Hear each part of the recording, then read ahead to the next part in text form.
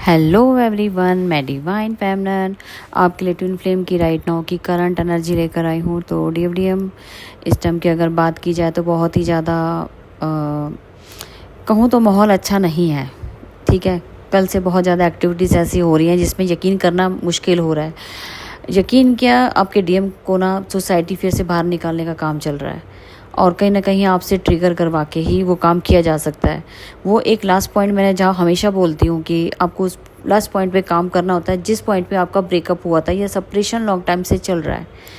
ठीक है जी, वो ही पैटर्न रिपीट हुआ है। अगर आपका काफ़ी 2-3 साल से या 1 ही साल हुआ है, आपका वो पैटर्न रिपीट हो रहा था, टूटने का नाम नहीं ले रहा था, या आपके पार्टनर कोई कहते हैं ना कि वो ब्रेक नहीं कर पा रहे थे, बहुत लंबा पैटर्न चला है, क्योंकि ये लास्ट एंड लास्ट डीएनए का काम चल रहा है जिसमें एक सोसाइटी फियर का सबसे बड़ा रोल है।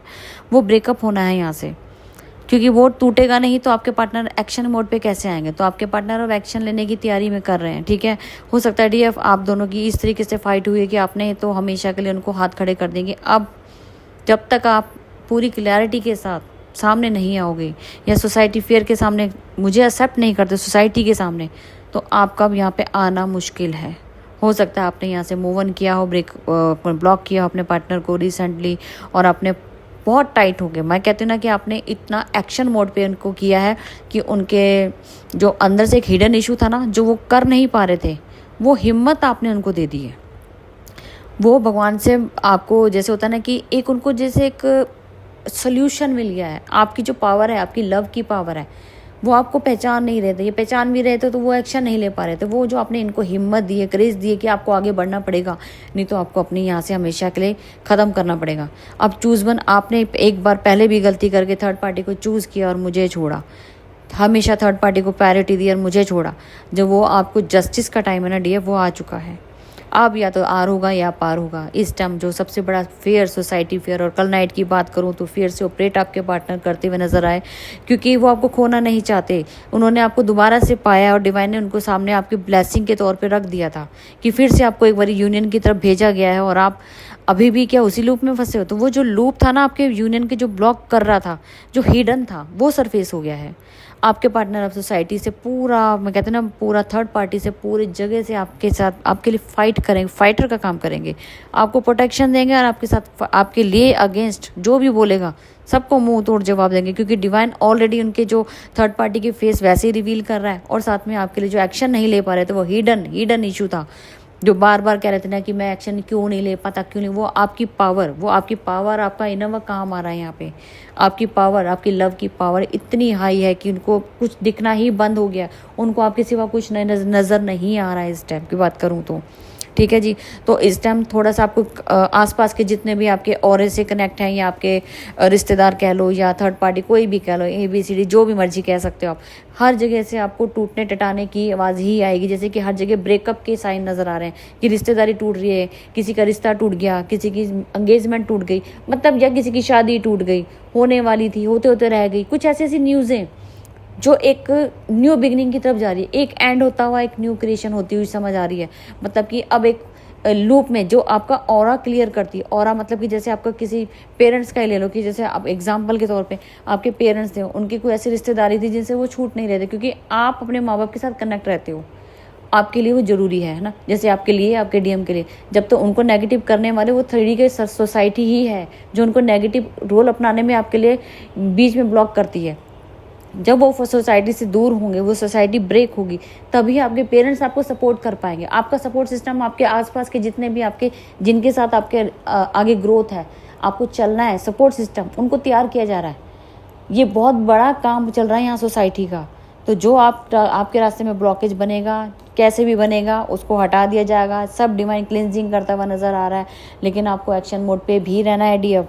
अगर आपका पार्टनर आपको एक्सेप्टेंस मोड पे नहीं आ रहा है तो आपको बिल्कुल अपना एक्शन लेने की नीड है इस टाइम। आप बिल्कुल उनको ब्लॉक कीजिए, उनको लेट गो कीजिए, और उनको एक चेतावनी या वार्निंग दे के उनको साइड कीजिए, ताकि हम ऐसे नहीं रहेंगे। क्योंकि हमें अपना जस्टिस चाहिए। मैंने आपके लिए इतना त्याग किया, इतना वर्क किया। हाँ, अपना हक मांगना जरूरी है।